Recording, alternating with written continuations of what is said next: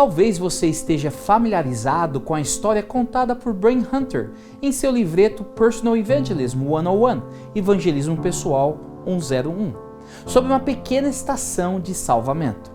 Mesmo que você já tenha ouvido falar, acho que vale a pena lembrar dessa história. Hunter nos conta sobre um pequeno posto de salvamento que existia num litoral perigoso, onde naufrágios ocorriam com frequência. O prédio era apenas uma cabana, com somente um barco. Mas os poucos dedicados membros vigiavam constantemente o mar e, sem pensar em si mesmos, saíam dia e noite, incansavelmente, procurando os perdidos. Esse pequeno e maravilhoso posto ficou famoso por salvar inúmeras vidas. Algumas das pessoas que haviam sido salvas e pessoas que moravam perto deste posto queriam de alguma forma fazer parte deste posto, doando tempo, dinheiro e esforços para apoiar o trabalho. Novos barcos foram comprados e novas equipes foram treinadas. O pequeno posto de salvamento cresceu. Alguns dos novos membros do posto salva-vidas estavam infelizes porque o prédio era muito rústico e com poucos equipamentos. Eles achavam que o refúgio para aqueles que haviam sido salvos do mar devia ser mais confortável. Eles substituíram as pequenas camas de emergência por camas maiores e colocaram móveis melhores em um prédio maior.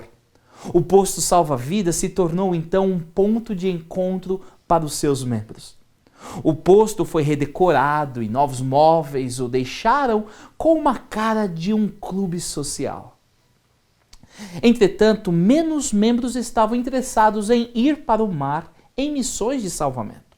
Por isso, contrataram equipes de botes salva-vidas para fazer esse trabalho. A missão de salvar vidas ainda recebia elogios, mas a maioria estava muito ocupada ou não tinha um comprometimento necessário para participar pessoalmente das atividades de ajudar os que estavam em apuros no mar. Por volta dessa época, um grande navio afundou na costa. E as equipes contratadas trouxeram embarcações de pessoas frias e molhadas e sofrendo com afogamentos. Eles estavam sujos e doentes. Alguns tinham a pele de uma cor diferente, outros falavam uma língua estranha, e aquele belo e arrumado clube ficou muito bagunçado. Então o comitê do local imediatamente construiu uma casa de banho fora do clube, onde as vítimas de naufrágios podiam ser lavadas antes de entrar. Na reunião seguinte, houve uma divisão dos associados. A maioria dos membros queria parar com as atividades de salvamento, pois eram desagradáveis e impactavam negativamente o bom andamento das atividades sociais do clube. Mas alguns membros insistiram na ideia de que o objetivo principal era salvar vidas e apontaram para o fato de que eles ainda não tinham um nome de posto de salva-vidas. Mas suas ideias foram rejeitadas e ouviram que, se quisessem salvar a vida de todos os outros tipos de pessoas que naufragaram nessas águas, eles poderiam começar seu próprio posto salva-vidas. E assim eles fizeram. Com o passar dos anos, o novo posto vivenciou as mesmas mudanças que ocorreram no antigo. Eles evoluíram para um clube e mais um posto de salvamento foi fundado. Se hoje você visitar o litoral, encontrará vários clubes privados ao longo dessa costa. Naufrágios ainda são frequentes nessas águas, mas agora a maioria das pessoas se afogam. Eu acho que você pode entender o ponto desta parábola. Com muita frequência, a igreja se torna um clube social privado e exclusivo. Perdemos de vista nossa missão e algumas almas naufragadas estão morrendo. Mas as expectativas de Deus para a sua igreja em levar o plano da salvação são claras. Por meio de gente que segue Jesus como vocês, reunida nas igrejas, o extraordinário plano de Deus está se tornando... Só lembrando que quando está em vermelho é você que deve ler. Vamos tentar mais uma vez. O extraordinário plano de Deus está se tornando conhecido e comentado até mesmo entre os anjos. Mas deixe-me perguntar, na sua opinião, como se parece uma igreja que é um clube social privado? Tire 2 minutos para compartilhar suas ideias com aqueles que estão ao seu lado.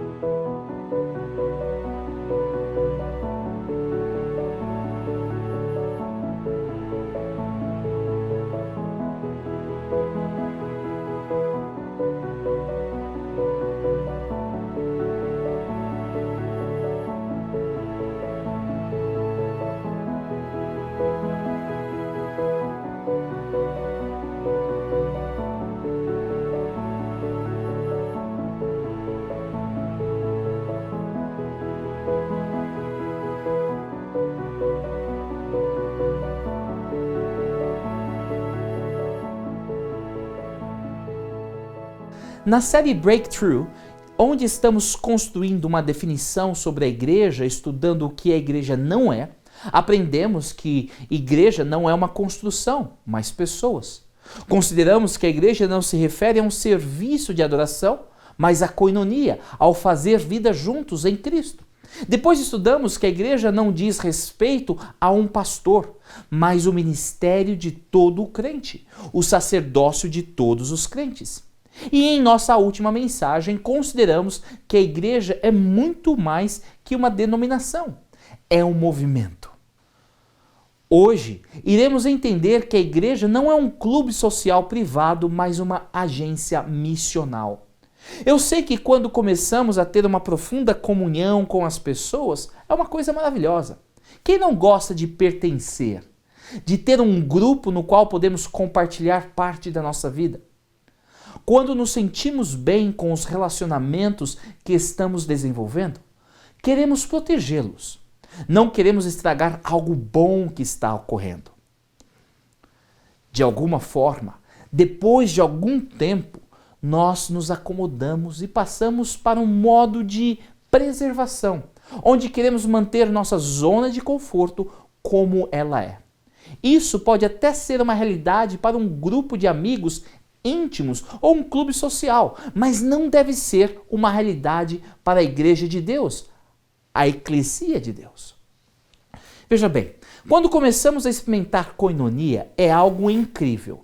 É maravilhoso ser amado, pertencer, fazer parte de algo especial. Mas na verdadeira koinonia cristã, onde vivemos juntos em Cristo, começamos a compartilhar as mesmas paixões das pessoas com as quais estamos em koinonia. Mas também começamos a compartilhar a mesma paixão do coração de Jesus. E deixe-me perguntar, qual é a principal paixão de Jesus? Deixe-me dar a oportunidade para você de ler alguns versos da Bíblia, onde você poderá descobrir qual é a paixão de Jesus. Leia Lucas 19:10, Lucas 15:7, Marcos 2:17 e 2 Pedro 3:9.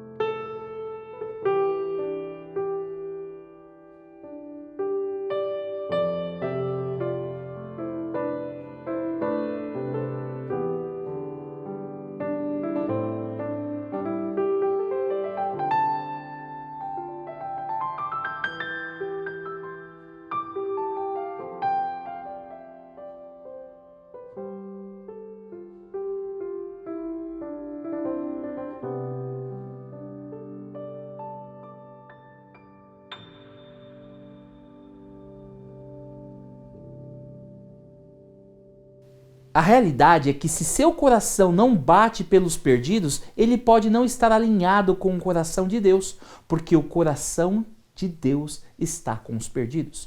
Cristo é o resgatador enviado pelos céus. Ele veio para nos salvar. Ao sermos salvos por Ele, Cristo espera de nós que sejamos unidos a Ele, tornando-se também resgatadores.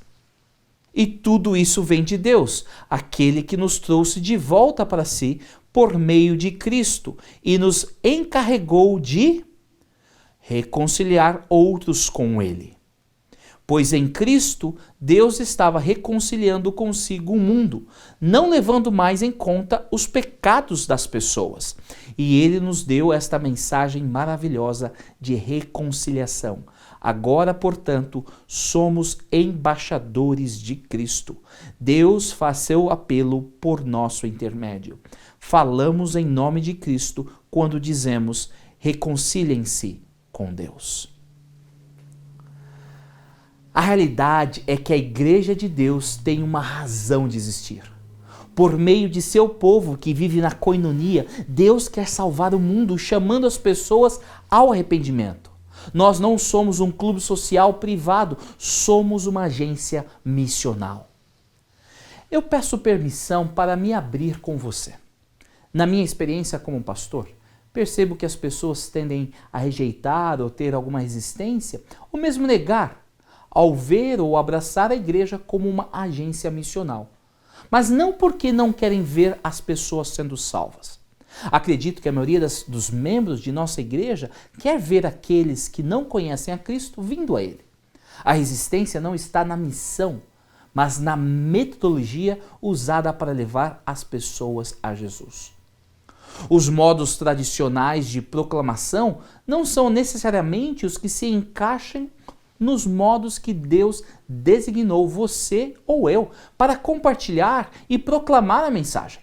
Os métodos convencionais de evangelização podem não corresponder aos dons espirituais que Deus concedeu a você. A questão é o como fazer e não a missão em si. Na minha humilde opinião, sua principal contribuição para o reino de Deus, o seu ato de adoração mais importante que você pode oferecer a Deus, a maneira mais eficiente de proclamar Jesus Cristo, é ser quem Deus o designou para ser. Vivendo o plano de Deus para a sua vida, abraçando a pessoa que você é em Cristo Jesus.